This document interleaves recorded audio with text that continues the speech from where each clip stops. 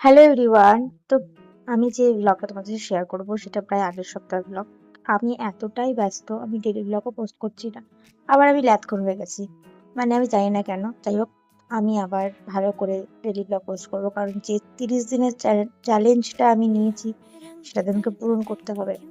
তো গত মানে এই আগের সপ্তাহে আমি গেছিলাম হচ্ছে আমাদের বাড়ির সামনে নেতাজি মেলাতে। এই নেতাজি মেলা নিয়ে তোমার সাথে কিছু কথা আমি শেয়ার করছি। তার আগে বলি, এই নেতাজি মেলাটা প্রায় এই সপ্তাহে শুক্রবারে শেষ হয়ে যাবে, আর আমি বোধহয় এতদিন পর পোস্ট করছি। আমি তো ভাবলাম হয়তো পোস্টই হবে না, করতে পারবো না, তার আগেই মেলা শেষ হয়ে যাবে। তো যাই হোক, আমি আমার বান্ধবী গেছিলাম, তো গিয়েই তো আমি আর আমার বান্ধবী হতাশ হয়েছে, তার কারণ মেলাটা ছিল প্রায় ফাঁকা। আর আমি একটু তাড়াতাড়ি যদিও গেছিলাম, আর এই মেলা আমার বাড়ির থেকে 5 মিনিটের দূরত্ব, তবুও আমি শুরু হয়েছিল প্রায় 7-8 দিন, তারপরে আমি 7-8 দিন না, 5-6 দিন শুরু হয়েছিল, তারপরে আমি একদিন গেছি। আমি 2 দিন কি 3 দিন গেছিলাম মেলায়, তার বেশি যাইনি। আর সব থেকে বড় কথা যেটা তোমাকে শেয়ার করবো সেটা হলো যে এই মেলার যে অবস্থাটা তোমরা দেখছো সেটা আগে ছিল না। আগে যথেষ্ট ভালো ভিড় হতো।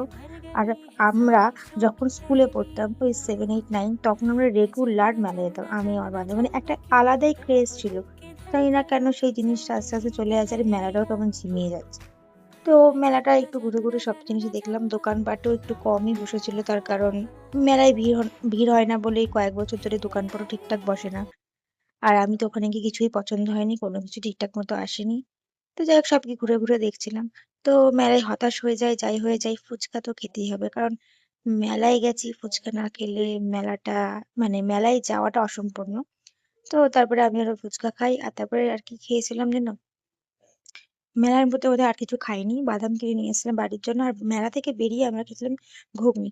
আমি এই মেলায় কতবার নাচ করেছি, এই বছর আমি নাচ করিনি। আমি আগের বছর মেলাতেও এই মেলায় নাচ করেছি, বাট এইবার মেলায় আমি আর করিনি। তো যাই হোক, আর সেদিন পুরো ছিল চরম গরম, দেখতেই পাচ্ছ আমার অবস্থাটা, মানে পুরো স্নান করে গেছি ঘেমে, আমি ও দুজনে।